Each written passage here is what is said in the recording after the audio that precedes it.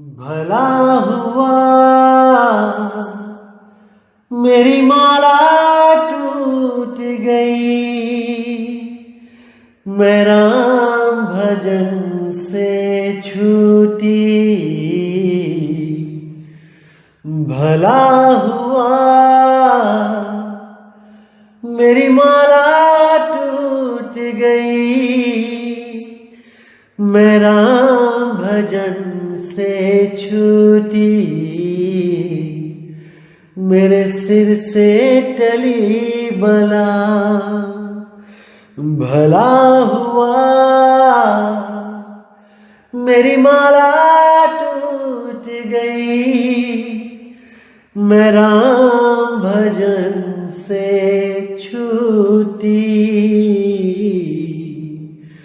मैं राम भजन से छूटी। अब कहते हैं सत्य वचन साधु उपदेश, सत्य जन जाके हृदय प्रवेश। सत्य नीरत बूझे जय कोई, नाम जपत ताकी गति होई। अब यहाँ बिल्कुल क्लियर कर दिया कि सत्य वचन साधु उपदेश, कि साधु जो सच्चा साधु है उसने जो वचन कर दिया, उसने जो परखने की शक्ति आपको दे दी, सत्य असत्य का निर्णय हो गया, उस पर अटल हो जाओ, क्योंकि वही सत्य वचन है। सत्य वचन साधु उपदेश, सत्य जन जाके हृदय प्रवेश। और सत्य ही वो जन है, उनका हृदय सत्य है, जिनके हृदय में ये सत्य ज्ञान प्रवेश हो जाता है। धन्य है उन लोगों का हृदय जो इस ज्ञान को, इस सत्य ज्ञान को समझ रहे हैं। सती निरति बूझे जय कोई। अब यहाँ पर आपने ध्यान देना है कि मैंने आपको पहले बताया था कि सुरति और निरति क्या होता है। सुरति का मतलब होता है ध्यान, और निरति का मतलब होता है वो स्थान जहां पे हमने सुरति को लगाना है। सुरति निरति। लेकिन आप देखेंगे कि इन अधूरे संतों ने सुरति निरति का जो अर्थ बताया है वो पूरा भ्रमित कर दिया लोगों को। सुरति का अर्थ इन्होंने क्या बताया है कि सुनना, और निरति का अर्थ बता दिया है कि देखना। महा अज्ञान है ये। जब तक आपको ये सुरति निरति क्लियर नहीं होगा दोस्तों, आप नहीं समझ पाओगे कि करना क्या है। इसीलिए आप किसी की बातों पे यकीन मत करो और डिक्शनरी लीजिए, संस्कृत की डिक्शनरी लीजिए, हिंदी की डिक्शनरी लीजिए, या गूगल पे आप सर्च कीजिए कि सुरति का अर्थ और निरत का अर्थ। आपको स्वयं पता लग जाएगा कि कितने बड़े अंधकार में जी रहे हैं ये अधूरे गुरु, जिनको सुरति निरति का भी अर्थ नहीं पता है और आपको मुक्ति देने की आस लगा के बैठा रखा है। तो यहाँ पे बात करते हैं सत्य निरत बूझे जे कोई, कि उस स्थान को जो बूझेगा जहां पे हमने सुरति को लगाना है। निरति का मतलब होता है एक ही स्थान पे रत जाना, कि हमारी सुरति जो तीन लोक में भटक रही है, कौन सा वो स्थान है जहां पे हमने निरत हो जाना है। इस सुरत को निरत में मिला देना है। तो क्या बोला गया है? सती निरत, यानी सच्ची निरति, सच्चा वो स्थान। बूझे जे कोई, यहां बूझने के लिए बोला है। देखने में बूझने का कोई सवाल ही पैदा नहीं होता है, जो दिख गया दिख गया। लेकिन यहां बूझने के लिए बोला है, एक पहेली बूझी जाती है। सत्य निरति बूझे जे कोई, नाम जपत ताकी गति होई। और वो जो बूझ जाता है उस गति को, वो हमेशा के लिए मुक्त हो जाता है, क्योंकि उसकी सुरति निरत में समा जाती है। और निरत क्या है? वो शब्द ही निरत है। वो शब्द ही स्थान है जहां पे सुरति को निरत कर देना है। तो दोस्तों, हर चीज को अच्छी तरह समझना है, क्योंकि ये अनमोल जन्म आपको मिला है हर चीज को समझने के लिए, ना कि ऐसे अधूरे लोगों के पीछे अपना जन्म बर्बाद करने के लिए। मेरे भाइयों, बहुत दुख होता है जब आप किसी के भी द्वारा भ्रमित कर दिए जाते हो। आपका ये भाई बहुत दुखी होता है। इसीलिए मैं कहता हूं कि सुनो सबकी, लेकिन जो मालिक ने विवेक दिया है उसको कभी सोने मत दो, उसको जगाए रखो। सत्य असत्य का निर्णय करते जाओ, तभी आप सत्य के निकट पहुंच पाओगे। तो जहां भी सत्य को परखने की बात आई है तो हमेशा वहां पे बूझने पर जोर दिया गया।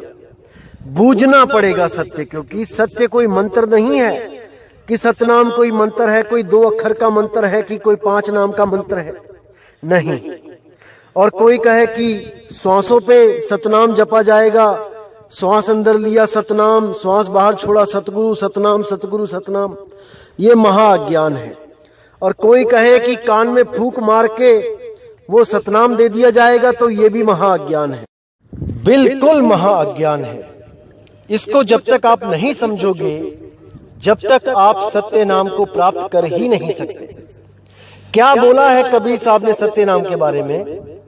सत्य नाम है सार, बूझो संत विवेक करी, उतरो भवजल पार, सतगुरु का उपदेश यही। कि सतगुरु का उपदेश यही है कि आप सत्य नाम को बूझो। सत्य नाम कहीं बाहर नहीं है कि कहीं वो किसी मंदिर में, मस्जिद, गुरुद्वारे में पड़ा हुआ है। सत्य नाम आपके बिल्कुल पास है, लेकिन वो अंदर भी नहीं है। कोई कहे कि मेरे हृदय में सत्य नाम है, या मेरी नाभि में सत्य नाम है, या मेरे गुदा चक्र में सत्य नाम है, या मेरी श्वासों में सत्य नाम है। ये सब चीजें काया के अंदर हैं, इस देह के अंदर है, लेकिन वो नाम विदेही है भाई, विदेही। वो शरीरों में नहीं है, लेकिन बिल्कुल पास भी है। इसीलिए बोला साहिब ने, मोको कहां ढूंढे रे बंदे, मैं तो तेरे पास में। जैसे हमारा दिल है, वो दिल हमारे पास नहीं, हमारे अंदर है। जैसे हमारे लीवर, हमारी आंतें, हमारे दांत, हमारी आंख, ये सब हमारे शरीर में है, ना कि शरीर के पास है। इसी तरह जो चीज पास है लेकिन अंदर नहीं है, उसका भेद सतगुरु बताते हैं, और उसको बूझना पड़ता है। जब तक आप बूझोगे नहीं, विवेक नहीं करोगे, तब तक आपको समझ में भी नहीं आ सकता। इसीलिए साहिब ने 3 बार में नाम दान प्रक्रिया पूरी करने के लिए बोला है कि पहली बार में बिना सत्संग सुने कोई भी नाम लेने आता है, उसको सार नाम का लखाव मत करना, क्योंकि वो समझ ही नहीं पाएगा। जब तक सारे कंसेप्ट क्लियर नहीं होंगे, वो नहीं समझ पाएगा, वो भ्रमित ही रहेगा।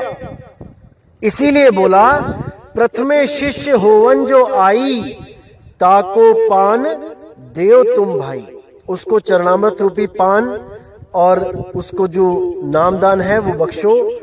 बोलने वाले वर्णात्मक नाम दो उसको, ताकि वो ये महसूस ना करे कि गुरुजी ने मुझे कुछ भी नहीं दिया, केवल चरणामृत दे दिया और मैं शिष्य बन गया। ऐसा कैसे? इसलिए जो रीति चली आ रही है नाम जपने की, उसको चलने दो। कब तक चलने दो? जब तक वो समझदार ना हो जाए, विवेकी ना हो जाए। उसके लिए क्या करना है? जब आप गुरुजी के पास आते हो तो गुरुजी आपको कुछ वर्णात्मक नाम देते हैं, वो नाम लेके आप शिष्य कहलाते हो। पहला चरण आपका पूर्ण हो जाता है, और उसके बाद जब सत्संग में आप बैठना शुरू करते हो तो गुरुजी के द्वारा बताया जाता है कि जो नाम बोलने में आते हैं, लिखने में, पढ़ने में आते हैं वर्णात्मक नाम, वो सार नाम नहीं है, वो कृत्रिम नाम है, नकली नाम है। जिसके लिए गुरबाणी में भी आया है, कृत्रिम नाम कथे तेरे जीवा, सत्य नाम तेरा परापुर बोला। कि वो सत्य नाम वो अलग है, वो इन कृत्रिम नामों में नहीं आता।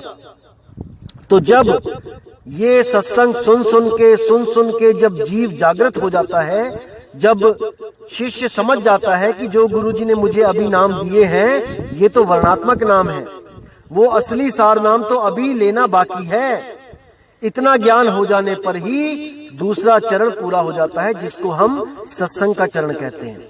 जिसके लिए बोला है कि प्रथमे शिष्य होवन जो आई, ताको पान देव तुम भाई। जब देखो तुम दृढ़ता ज्ञाना, ताको कहो शब्द परवाना। यानी जब वो दृढ़ होने लग जाए, बार बार सत्संग में आने लग जाए, तो उसको शब्द के बारे में बताना शुरू कर दो। और जिस दिन उसको शब्द पे निश्चय हो जाए, निश्चय आ जाए, उसको यकीन आ जाए कि वो नाम बोलने लिखने पढ़ने में नहीं आता, तब उसका लखाव कर दो। शब्द माही जब निश्चय आवे, ताको ज्ञान अगाध सुनावे। तब उसको वो सार नाम का ज्ञान दो, जिसको प्राप्त करके साधना करने से इस जीव की मुक्ति हो जाती है। और जीव हमेशा के लिए इस जीव अवस्था को त्याग के वो पीव अवस्था को प्राप्त हो जाता है, विहंगम चाल के द्वारा। इस चाल में ब्रह्म नहीं बना जाता, इस चाल में ब्रह्म ज्ञान नहीं होता है। यहां सीधे जीव से पीव अवस्था को प्राप्त करवाया जाता है, ना कि किसी भूमियों को पार करवाया जाता है या मंडलों को पार करवाया जाता है या कुछ और ऐसा कुछ नहीं। इधर से सुरती हटी और उधर लगी, बीच में कुछ नहीं, कुछ नहीं। और अगर कोई ऐसा गुरु आपको मिलता है जो कहता है कि 5 भूमियां पार करनी पड़ेंगी या कुछ रूहानी मंडलों के सफर करने पड़ेंगे, एक मंडल छोड़ के दूसरे मंडल, दूसरे मंडल छोड़ के तीसरे मंडल, तो मेरे भाई अभी उस गुरु को विहंगम योग का अर्थ भी नहीं पता है।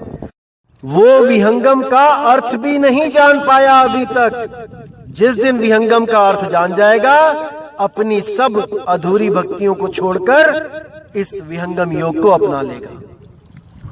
तो मेरे भाई, परमात्मा, केवल परमात्मा ही ज्ञानदाता है, उसके अलावा कोई नहीं।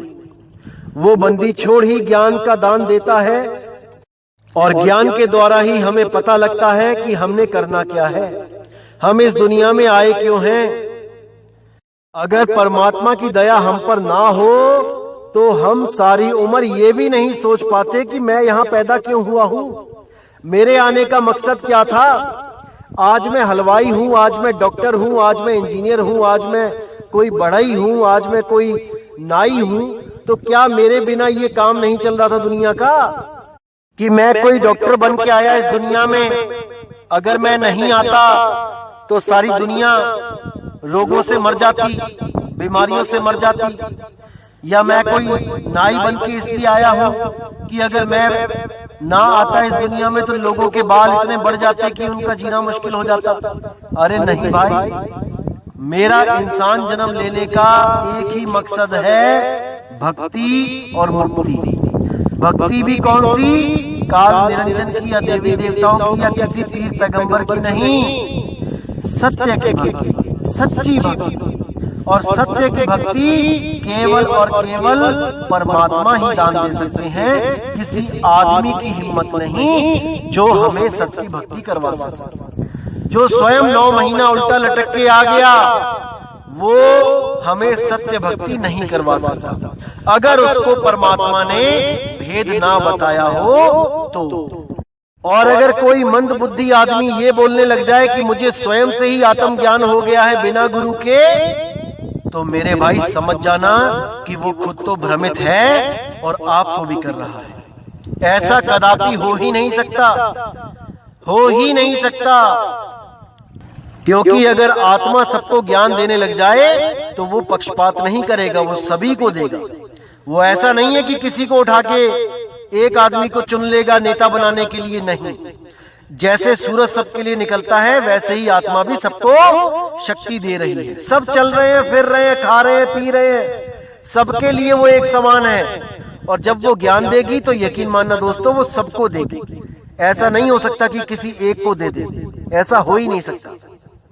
इसीलिए नानक साहब ने साफ बोला है कि किसी भी आदमी से प्रेम मत करो, प्रतीत मत करो, केवल और केवल उस अविनाशी परमात्मा पे यकीन रखो कि वो गुरु रूप में आके नामदान की बख्शिश करता है। देखिए गुरु ग्रंथ साहब अंग नंबर 283 पे साफ लिखा है। क्या लिखा है वाणी में, आइए देखते हैं। रूप न रेख न रंग किछ, त्रिगुणाते प्रभ भिन्न, तिस ही बुझाए नानका, जिस होवे सुप्रसन्न। कितना क्लियर बता दिया कि उस परमपिता परमात्मा का कोई रूप रंग रेख नहीं है। कोई कहे कि वो आदमी जैसा दिखता है, कि औरत जैसा दिखता है, कि कोई ज्योत स्वरूपी दिखता है, या कोई करोड़ों अरबों सूरज जैसा दिखता है एक रोमकूप में। अरे नहीं भाई, वो बिना रूप रंग के है, वो निराकार भी नहीं है। कोई सोचे कि वो आकाश निराकार आकाश है, नहीं, आकाश भी तो दिखाई देता है भाई खुली आंखों से। वो दिखता ही नहीं है, वो केवल अनुभव होता है, आनंद स्वरूप है। तो क्या बोला जा रहा है उसके लिए कि रूप न रेख न रंग कुछ त्रिह गुणाते प्रभ भिन्न, तिस ही बुझाए नानका जिस होवे सुप्रसन्न। वो केवल उसको आकर मिलता है गुरु रूप में, जिस पर उसकी दया हो जाती है। जो पुण्यकर्मी जीव उसको पाना चाहता है, दुनिया से ज्यादा उस परमात्मा को प्रेम करता है, उसको पाना चाहता है, उसको गुरु रूप में वो अपना भेद बताने स्वयं आता है। तो आगे क्या कहते हैं, अविनाशी प्रभ मन में राख, मानुख कीतु प्रीति त्याग। अब यहां बिल्कुल क्लियर कर दिया कि केवल और केवल अविनाशी प्रभु को मन में रखो। जिस रूप में वो गुरु बनके नामदान देने आ रहा है, उस रूप को भी मन में मत रखो, क्योंकि वो उसका रूप नहीं है। वो हमें समझाने के लिए एक इंसान बन के आया है। असल में वो अपना असली रूप लखाने के लिए इंसान रूप में आया है, ना कि वो अपने रूप दिखाने के लिए आया है, कदापि नहीं। उन्होंने साफ बोल दिया कि अविनाशी प्रभ मन में राख, मानुख कीतु प्रीति त्याग। अगर तुम किसी मनुष्य की प्रीत लगा के बैठे हो कि अंत समय में मुझे मेरा ही कोई गुरु लेने आएगा, मुझे इंसान के रूप में परमात्मा आएगा, मनुष्य के रूप में आएगा मुझे लेने, तो भाई इस दिमाग से इस चीज को निकाल दो। ये अज्ञान है, ये आपको 84 में लेके जाएगा। तो कहते हैं तिस्ते परे नहीं कुछ कोई, सर्व निरंतर एको सोई। उस अविनाशी परमात्मा से परे कुछ नहीं है, वही एक निरंतर है, सदा सदा रहने वाला है। जिसके लिए साहिब ने बोला है, शब्द निरंतर से मन लागा, मलिन वासना त्यागी, उठत बैठत कबहु न छूटे, ऐसी ताड़ी लागी। उस निरंतर परमात्मा से इस सुरती को जोड़ देना है, ना कि किसी शक्ल से। सर्व निरंतर एको सोई, आपे बीना आपे दाना, गहर गंभीर गहर सुजाना। पार ब्रह्म परमेश्वर गोविंद, कृपा निधान दयाल बख्शन।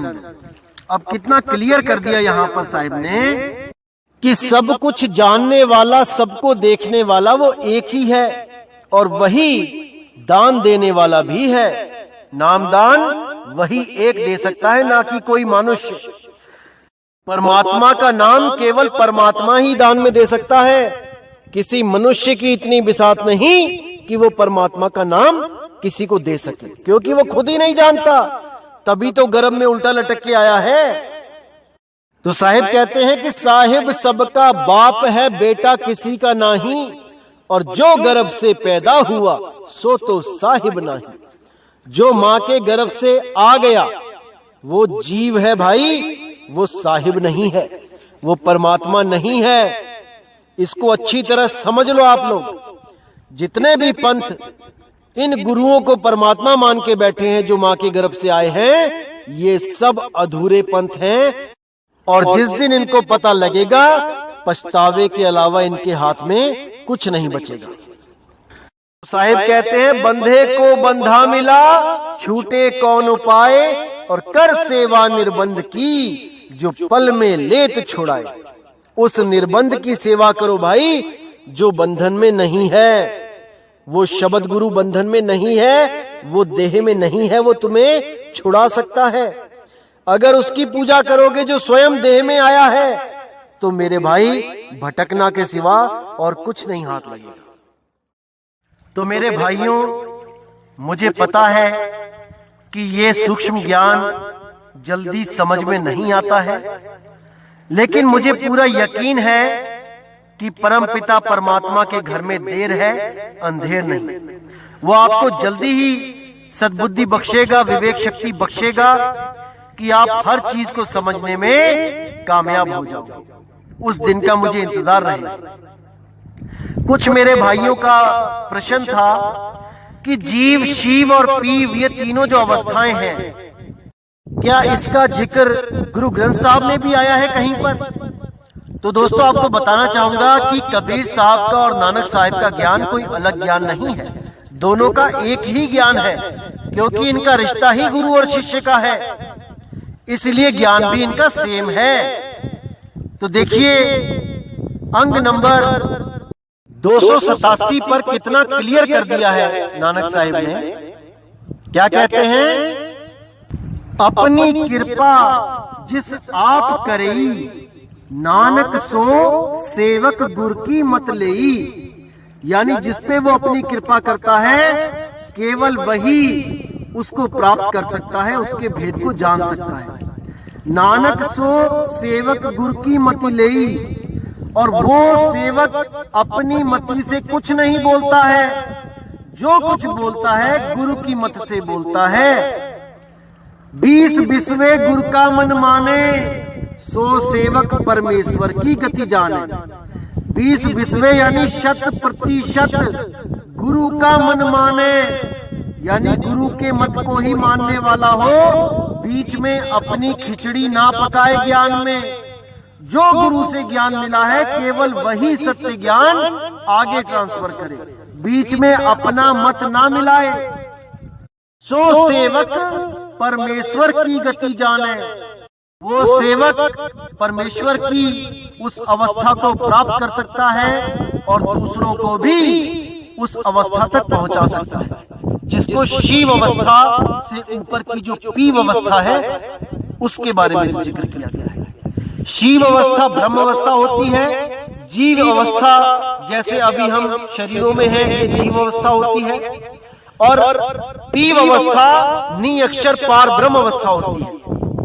ब्रह्म में यानी निराकार में जीव रहते हैं, जिनको हम जन कह देते हैं, ब्रह्म में जन रहते हैं, और जो साकार जो जन है, जो जीव है, उन्हीं में पार ब्रह्म का निवास है, लेकिन वो भेदी गुरु के द्वारा ही प्राप्त हो सकता है।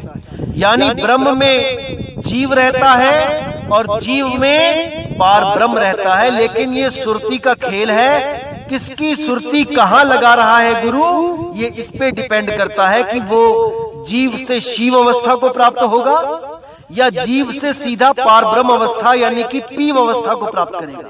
ये गुरु के ऊपर डिपेंड होता है, किस प्रकार का गुरु आपने धारण कर लिया।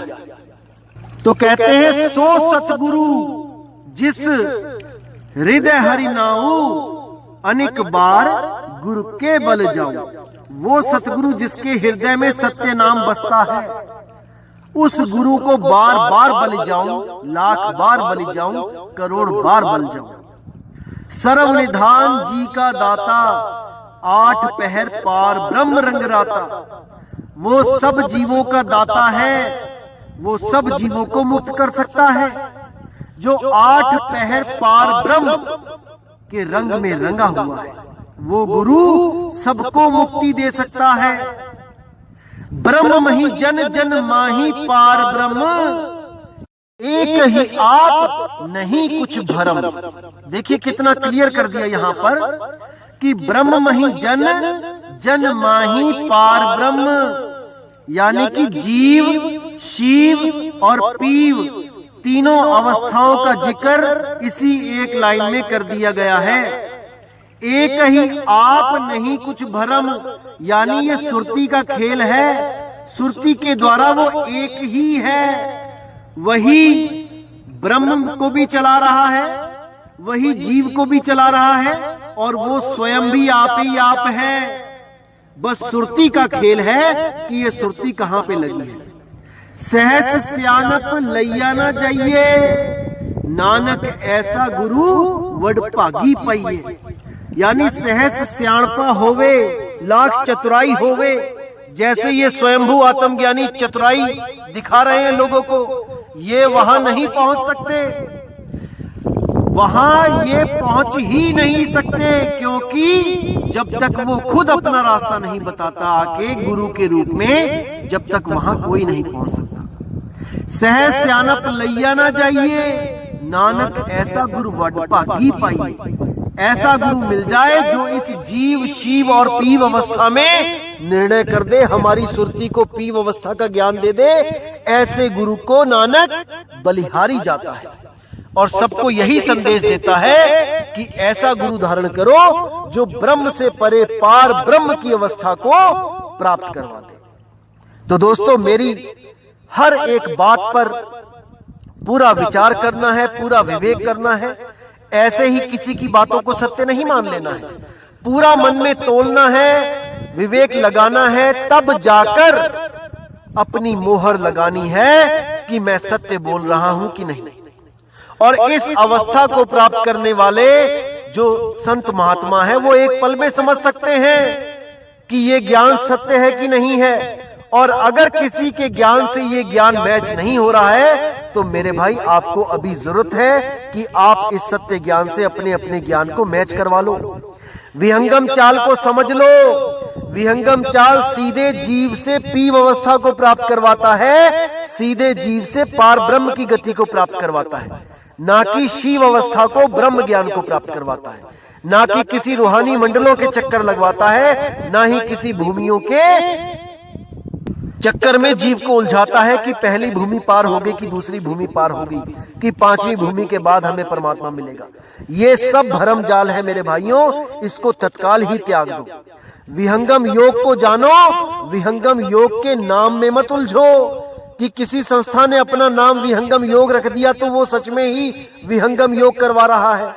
हाथी के दांत दिखाने के और खाने के और होते हैं मेरे भाई। विहंगम चाल को समझो कि विहंगम चाल क्या होती है। उसको समझने के बाद आप समझ पाओगे कि विहंगम चाल केवल नाम रखा गया है या सच में उस चाल को चलवाया भी जा रहा है। विहंगम चाल होती है जैसे आप दिल्ली से हवाई जहाज के द्वारा विहंगम चाल से उड़े और सीधे कलकत्ता पहुंच गए, बीच में कहीं स्टॉप नहीं किया, कोई रूहानी मंडल नहीं आया, कोई भूमियां नहीं आई। अगर कोई आपको विहंगम चाल के नाम पर भूमियों की या रूहानी मंडलों की सैर करवा रहा है, तो समझ जाना कि उसने आपको ट्रेन की टिकट दे दी है और नाम दे दिया है हवाई जहाज की टिकट का। इस भरमजाल से जल्दी निकलो मेरे भाइयों, समय बहुत कम है। तो दोस्तों, आज के सत्संग को मैं यहीं विराम देता हूं और परमात्मा से दुआ करता हूं कि एक एक शब्द आपके हृदय में ऐसे बस जाए जैसे परमात्मा स्वयं आपके हृदय में आकर बैठ गया हो, क्योंकि वो शब्द रूपी है। पहले इन शब्दों को समझो, तब वो उस शब्द को प्राप्त करवाएगा जो अबोल है।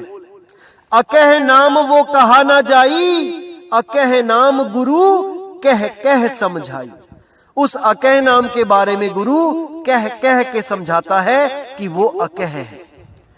तो दोस्तों, उम्मीद करता हूं आज के सत्संग से आप सबका विवेक बहुत ज्यादा जागा होगा और मालिक से अरदास करता हूं कि ऐसे मंद बुद्धि स्वयंभू आत्म ज्ञानियों से आपकी हमेशा रक्षा करता रहे, इनके अज्ञान की पोल खुलवाता रहे।